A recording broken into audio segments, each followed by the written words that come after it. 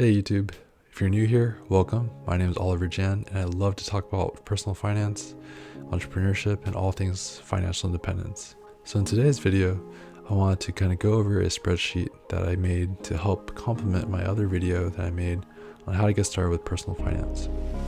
In that video, I talked about the 6 steps that I took to get started with personal finance, and those were my recommendations for anyone that's trying to get their finances in better shape. So in 2 of those steps, I referenced a lot about debt, and I know debt's a bit of a sensitive topic, and I think it's something that I think we need to be able to take a hold of and be accountable for. And the spreadsheet that I made will help because it will allow you to basically keep track of all the different debts that you might have, your interest rates, as well as how much can you theoretically pay towards your debts and how long will it take for you to be debt free. So without further ado, let's take a look at the spreadsheet. Quick pause though. I must say I color corrected the video a little bit. I think it looks a lot better. Definitely, like in my previous shots I was looking way too pale, and this one I'm looking a lot more like lively. So just wanted to throw that out there. This is really only my my 4th video so far, so much to learn about YouTube. All right, anyway, let's get started. I'm going to show my screen and introduce the spreadsheet to you. All right, so the first step to this loan payoff calculator is we want to first start off by organizing our debts. Once we organize our debts, we can start to go through this little pathway here. But let's see.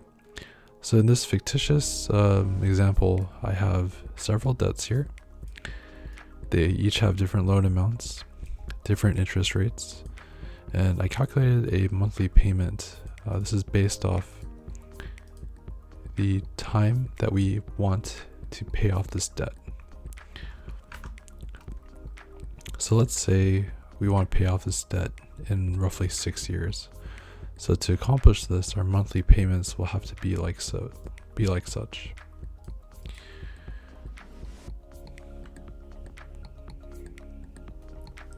So basically, now that we have all of our debts, we also have credit card debts, which is at a staggering 24.99% here, which is pretty crazy. If we look at the undergraduate debt though, this is more reasonable. It's 4.5% at $30,000. So our monthly payments are considerably more in line with what we would expect. So here, our total debt is $130,000 with a weighted average interest rate of 6.71%. So now that we got this, we can start to go down. So in this step 1 here, now that we've aggregated all of our debts, it's time to kind of consolidate our incomes. So this is the part where my spreadsheet is going to need a little bit more tinkering around. But basically, here I am asking you to put your gross income of $100,000. Well, let's assume you make $100,000. This is just all fictitious, of course. And let's say you're single, you live in California. This is a monthly pay frequency. You can change it to be bi-weekly too, and it changes this, which I thought was pretty neat. And so this assumes that you're making pre-tax contributions. So this is towards your 401k or your HSA or some form or another. And you're also taking the standard deduction when it comes time to tax time. Obviously, this is a gross oversimplification of things. This can change wildly depending on your personal circumstances. So I will make changes to this as necessary, but please let me know if you have any comments. All right, so now that we got our incomes sorted out,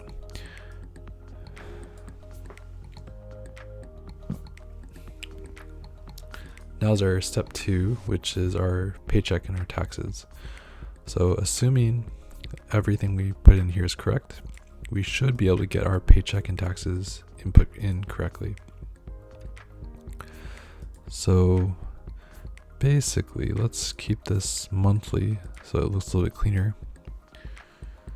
So monthly, essentially we're getting a gross income.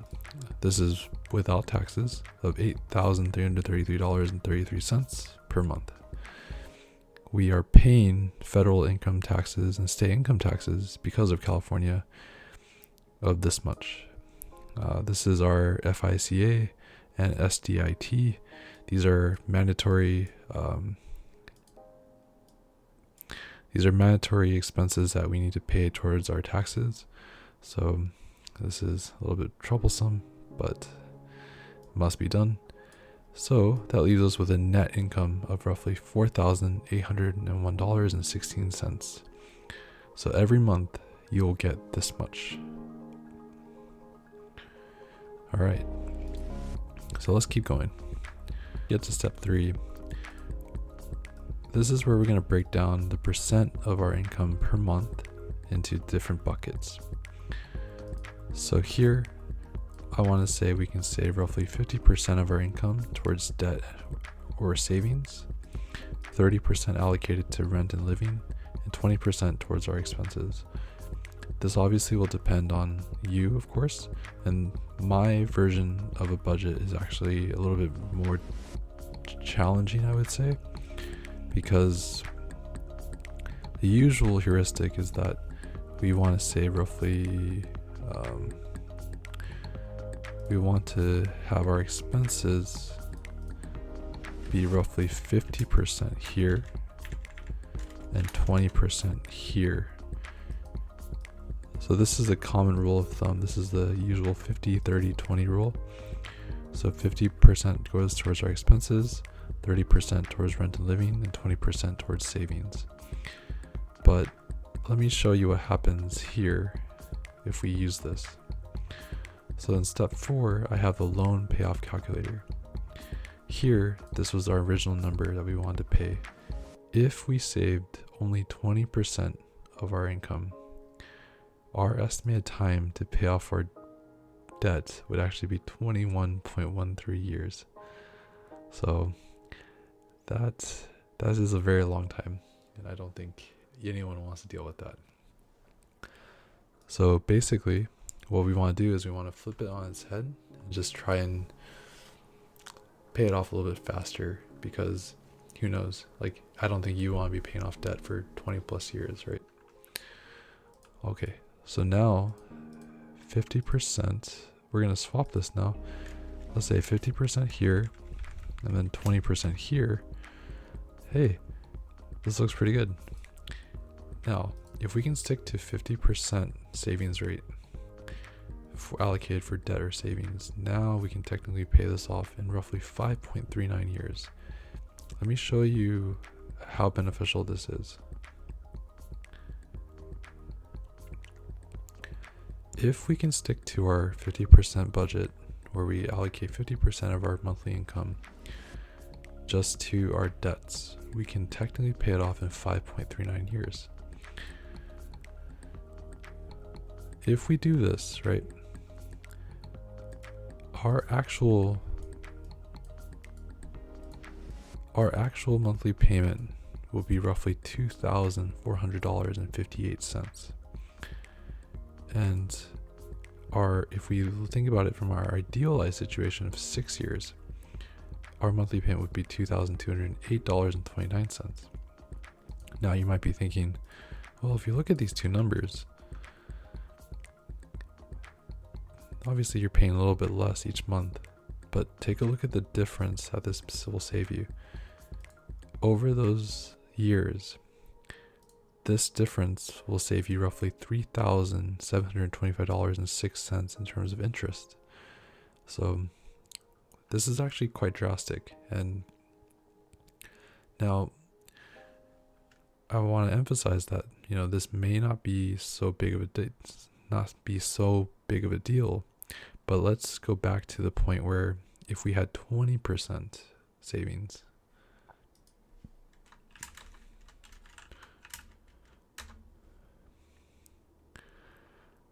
now you see the difference is actually far more substantial.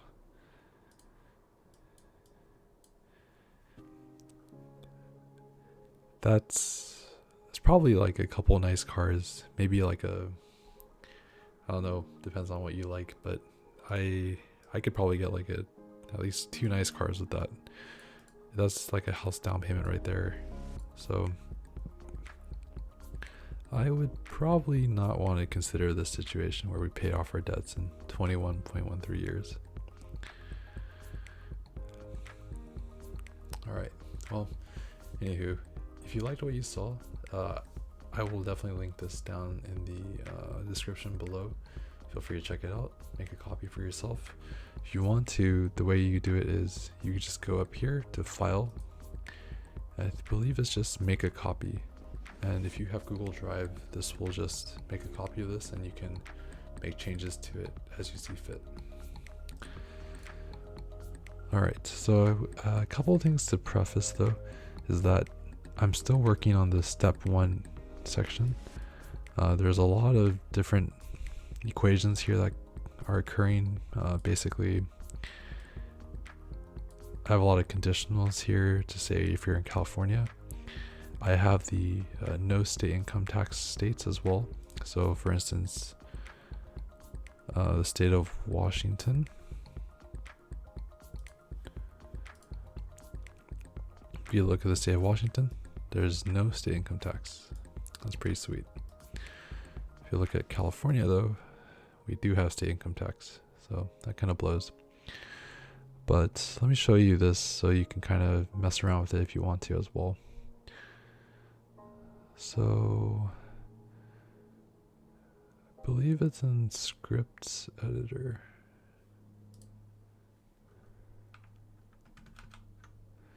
Okay, so basically if you want to make changes, you just want to go to script editor. And script editor, basically this is just a way to code up functions.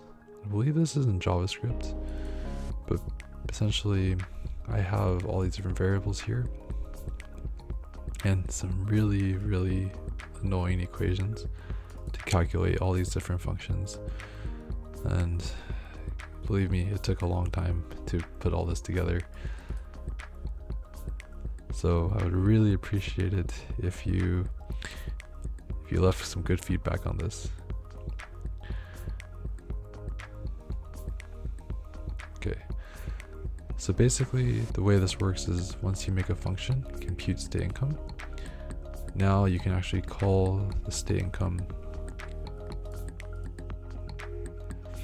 You can actually compute those different functions like compute fed tax. I think I have compute state income tax here.